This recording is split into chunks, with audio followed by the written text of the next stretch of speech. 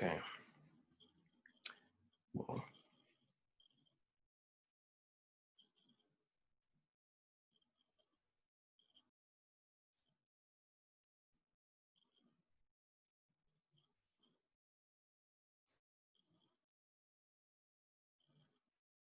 Javier, looks like you already have an account currently.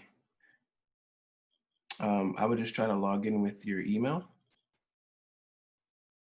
and just let us know how that goes. If we have to.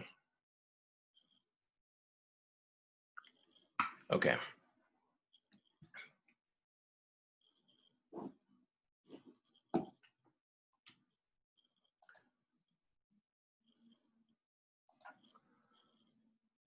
So we went ahead and I showed you how to add people here.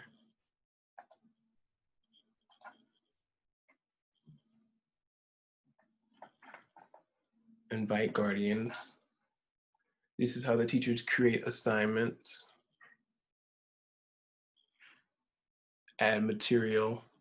So whether it's a PDF, an ebook, or you can even add a link, that's an option on here. A Google Drive folder or a YouTube channel.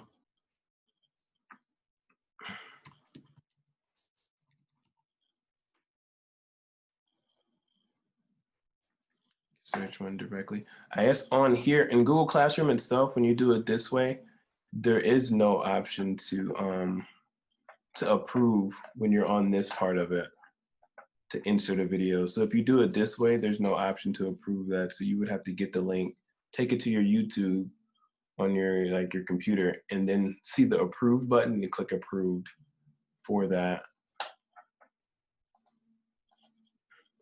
Google Classroom hasn't integrated that feature yet where you can approve it through Google Classroom itself.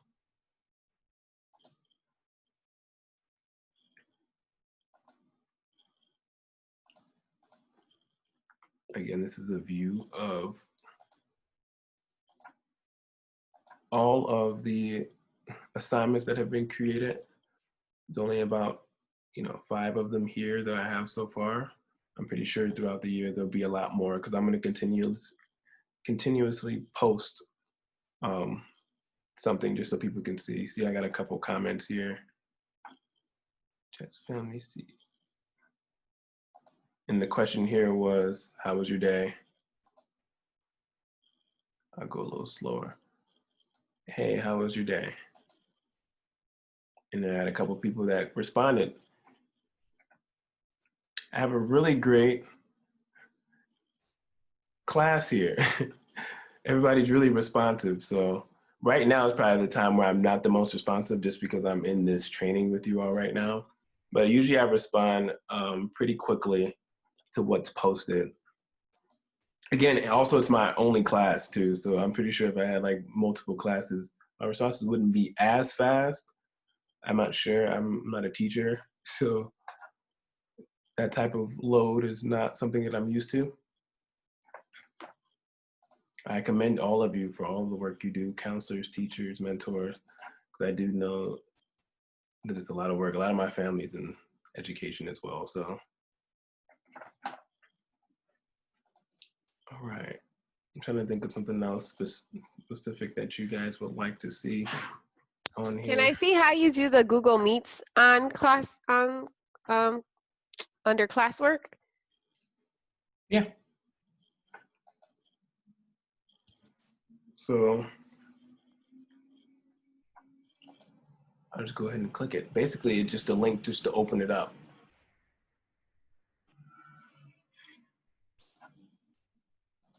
Let's see. And then it just brings me. And then I join.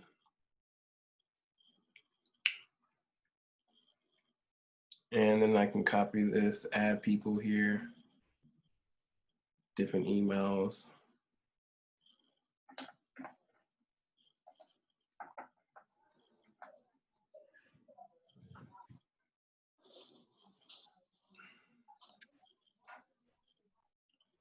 And then I can close out of that.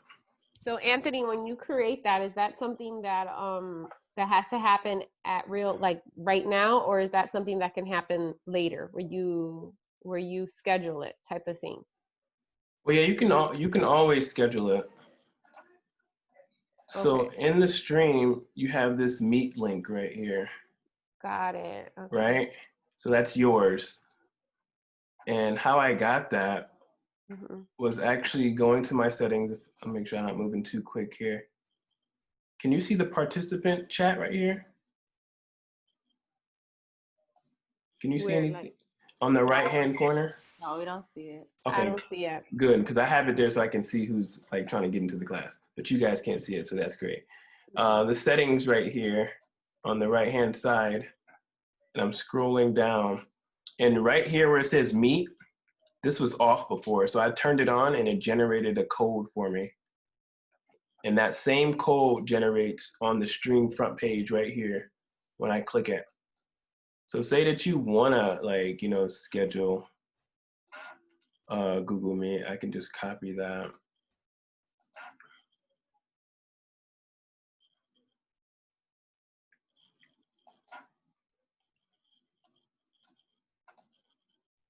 And say I want such and such to do this.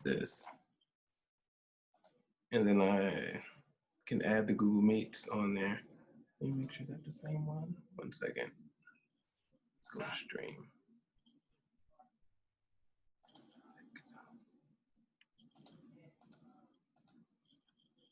I'm not sure if that's the same one. Looks like one generated right here for me. No, yeah, because when you do the Google Meets on email, it generates for you already. So I'm assuming is that something that we just put in our stream? So you could do like that and schedule it. Oh, So I see. go to the comments and they can click it that way. That's So the don't. quickest solution that I have for it. Again, since I don't really do Google Meets out of Google Classroom, that'll be something that I'll try out if I have a couple that I want to try that out later on. So as soon as I click it, immediately it goes into it. Okay.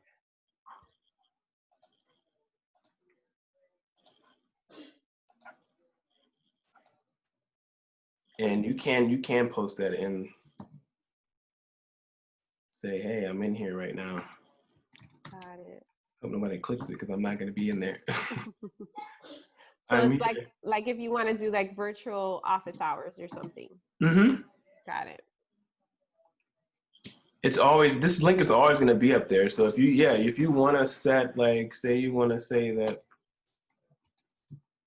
I'm in the office, I'm in the virtual office from 11 to 2 p.m. You can post a link.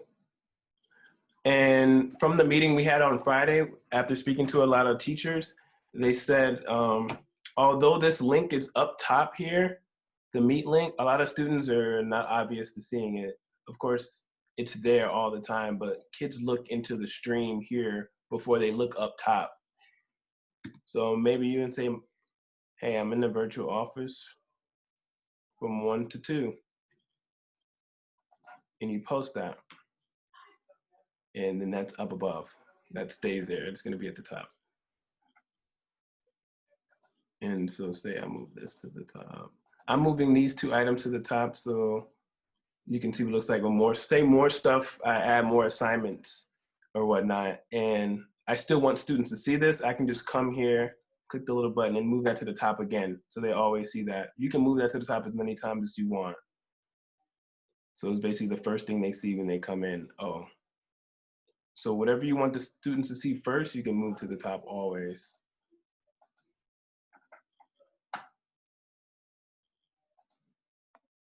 That was very helpful. So maybe I could do that instead of, because there's no way of option of adding it to the upcoming. So moving the assignments to the top when they're posted is an option so that they can see it like right when they enter the classroom. Okay, Exactly. Awesome. That helps. Thank you. My pleasure. Let's see, is there something else here? Oh, okay. There was something else. So same concept applies. So when you click create, they have a little section that says reuse post. So again, you can recycle. I'm gonna keep relating this to like a social media kind of platform. The newest, the most recent is at the top, and you can always repost something. So say I want to reuse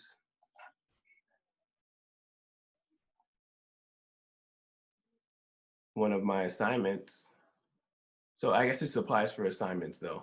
So if you have the link inside of an assignment, then you can reuse it. So say I want to reuse Life is a Book.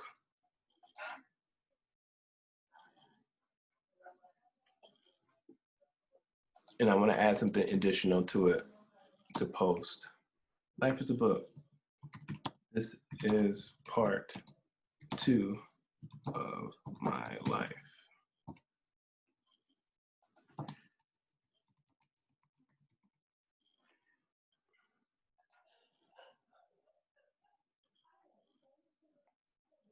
So it kind of makes a copy and creates another edition. So it kind of prevents you from having to retype something all over again.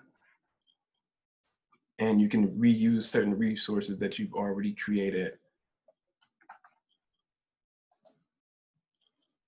This is the cloud world. Again, it goes to the top. But I want my students to see my hours when I come in. So I'm going to put that back to the top.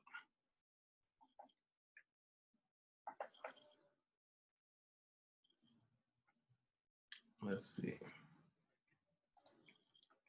Also, what I experimented with earlier was email. Email students. You can also message students from here. It's preventing me. Let me allow this quickly. Let's try that again.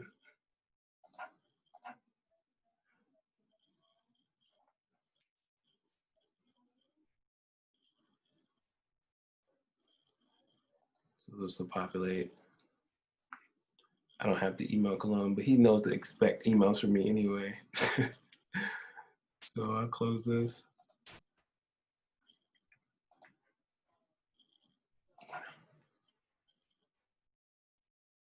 But also what's interesting, I do suggest that everyone get the Google Classroom app once again, because when I click email student in the app, it looks totally different. It's almost like you stay inside of the Google Classroom application when you're emailing a student, and it goes directly to that student. So you see when I click email student, it opened up Google email, and it's a whole different application than the one that we're using. With the Classroom app, it kind of stays inside that platform, and it's seamless. So it's really quick, it's really smooth, it's really simple. A lot of these apps are going to be some of our best friends during these times, and it's definitely been my best friend. Helped me out a lot. We want it to be simple and smooth, even though life can't always be that way. Okay.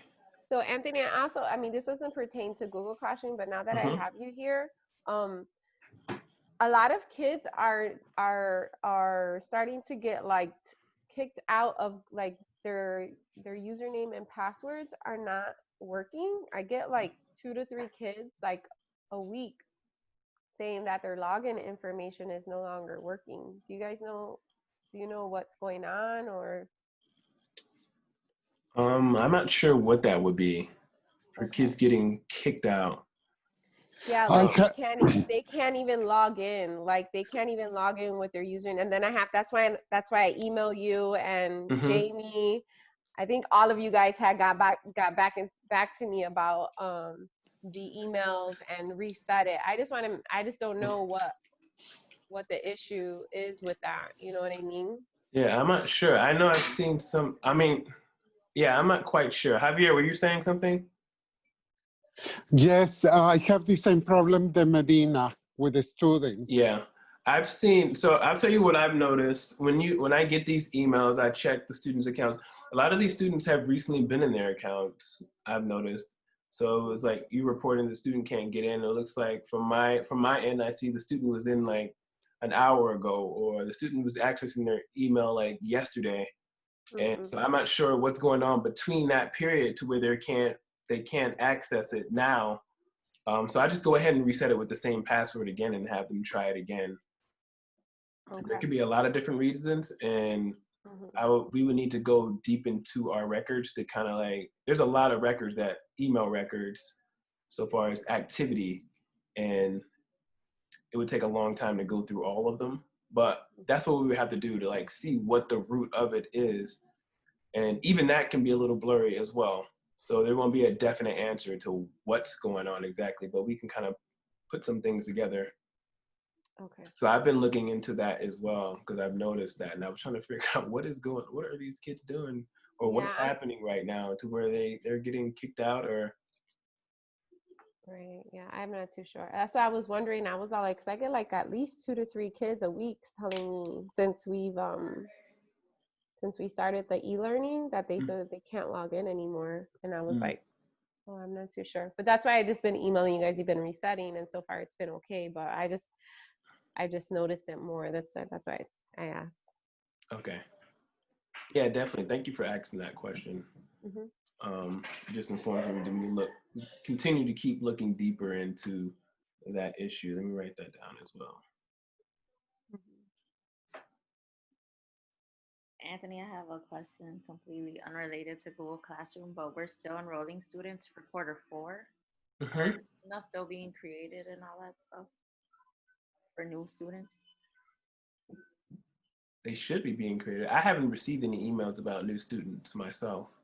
Okay. I think Ms. Rodriguez, our office manager, might send it at some point, but I know we're still enrolling kids at Pantoja.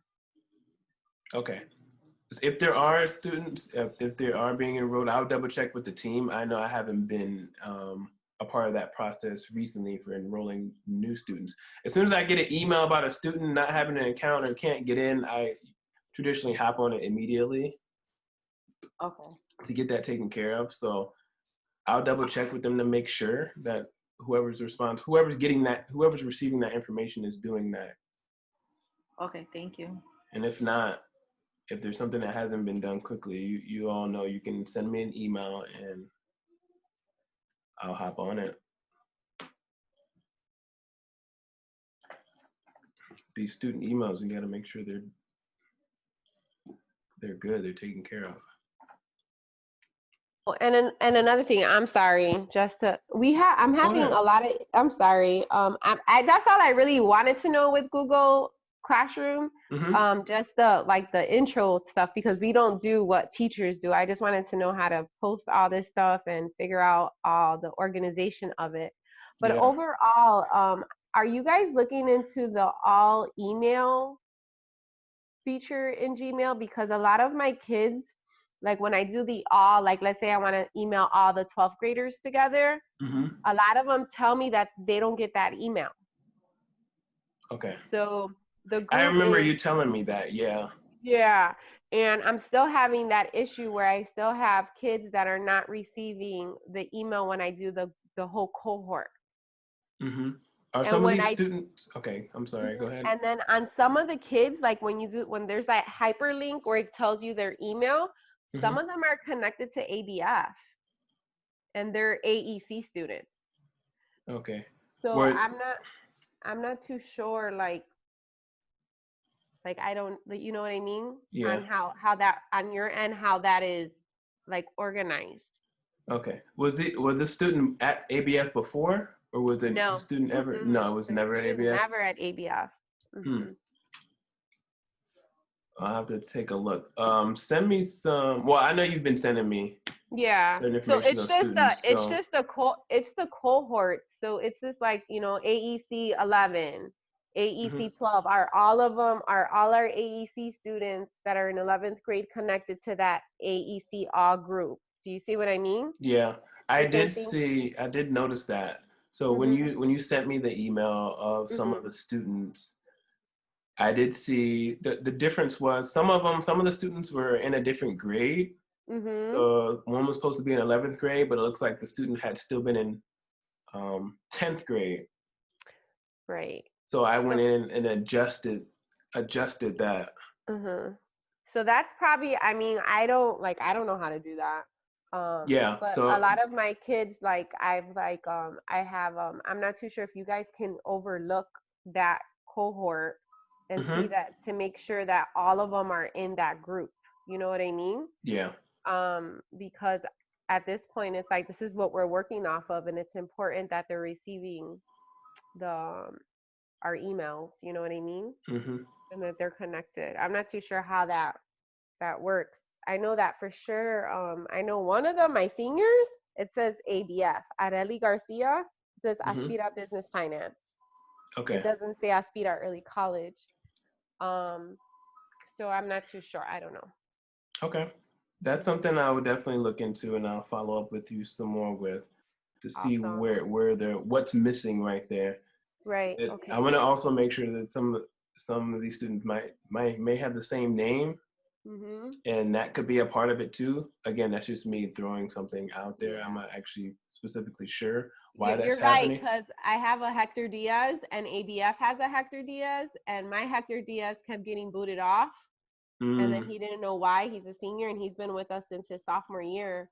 And yeah. that was something that I had dealt with Carla in the beginning of the year. Hmm. And then we got it fixed because Hector Diaz was the original Hector Diaz, right? And Yeah. then there was another Hector Diaz that came in, and I think they gave him the same email. Which I've seen when I started Mm-hmm. here. I saw that, and Yeah, I was like, hey, these guys have the. right. I actually saw two of the students. And I was like, oh, this is Yeah. not. Oh, okay. So let me go ahead and adjust that. That's strange. Yeah, so I know he got booted off, and then the new Hector Diaz took on his email. And so I don't know. Yeah. I'm like, Lord, this kid's been here for like 3 years already. Yeah. um, so I think those are issues too. I just want to make sure that, um, I mean, not just for me, but I'm pretty sure the mentors and the other counselors that Hmm. the kids are all getting our emails and our information and on task and stuff like that. Right. Right. So when the students can't get in their emails, they're emailing you from their personal emails? Is that what's going on? So what's happening is that the teachers are emailing me, telling me that, like, I got an email over the weekend. No, I got a text actually over the weekend about Oswaldo, the one that I sent you yesterday, Hmm. from a para, and he has said that he couldn't get in. And then the other kids, I think it was probably personal emails. I didn't even look at the actual email that they sent. They sent Hmm. it for me from. It was just like you see the kid and you're like, oh hey, you know what I mean? You're not looking at you're thinking that they're sending it from their Right. So counselor, but I'm not too sure. I had there were two things. There was one that we spoke about that different grade, the student was in a different grade. There was another instance where the account was still new. When I say new, so when we create accounts for students, the account doesn't start working until the student logs in for the first time. And I was seeing a lot of those accounts for a lot of students, like they hadn't signed in for the first time. And so if they don't sign in for the first time, then emails are not going to receive to their account. And also they haven't logged in yet. So those are two little things that I'm trying to figure out a way how to get that message out to make sure that students are logging in for the first time, or kind of like change that process. I'm not sure. It's something that's in the works. But I thank you for sharing this information on here. Are there any additional questions that anyone has before I wrap up?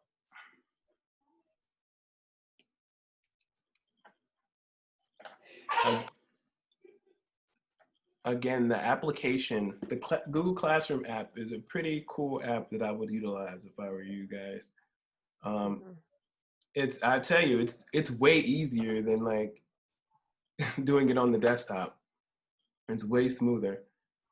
Only thing that's different is if you have like a specific document that you want to upload. Unless you have it on your phone, then you have to go to your computer to upload that document.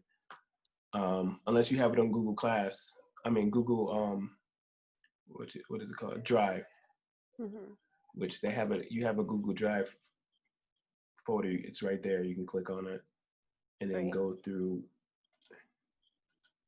You can add whatever you want on here. You want to add a folder for my class.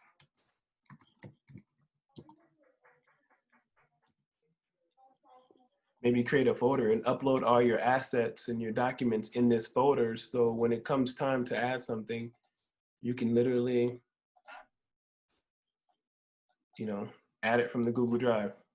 Mm.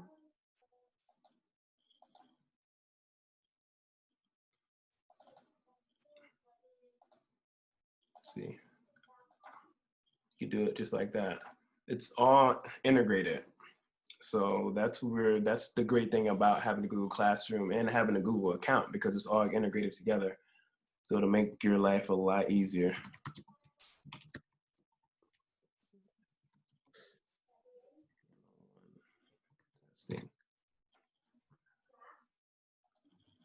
And that was just material. I wanted to upload a doc. And again, it pops up on the feed at the top. But again, I want my hours to be at the top.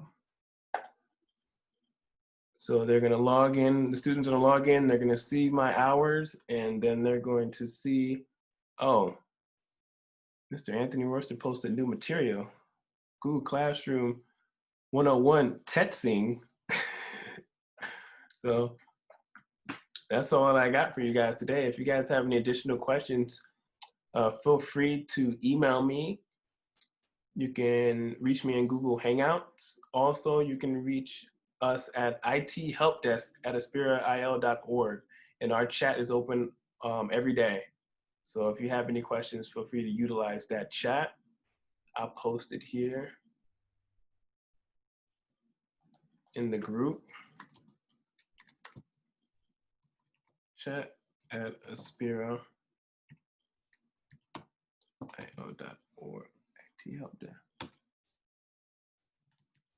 Thank you, everyone, for your time and your participation. I think later on this week, I'm going to do another one. I'm going to just continue to do this, and I'm going to continue to add stuff on there. And then if you guys have another question, we can go there. We can go over your question. And then I'll transfer over to a different application that maybe we might use to answer a couple more of your questions. Again, these times are a little difficult, but we're getting through them, and we're doing the best that we all can. But I thank everybody for your patience when receiving emails and notifications from us, how we respond, and the customer service and professionalism that we're using to assist you. So thank you for your patience during that. If there are not any more questions, then I'm going to wrap this up for the day. And I hope everyone has a beautiful day. And feel free to reach out to me. Awesome, thank you. My pleasure. And utilize this code too if you want to be added to. I'm going to keep on adding stuff. So I'll leave this here for about a minute. Can you send us an email with all that information? I sure can. What I'm going to do is I'm going to upload, this is a recorded video. So I'm going to upload this video onto YouTube, and I'm going to share that link with you guys. All righty? Awesome. Thank you. Thank you. My pleasure. Thank you. Bye-bye. Have a great one. Bye.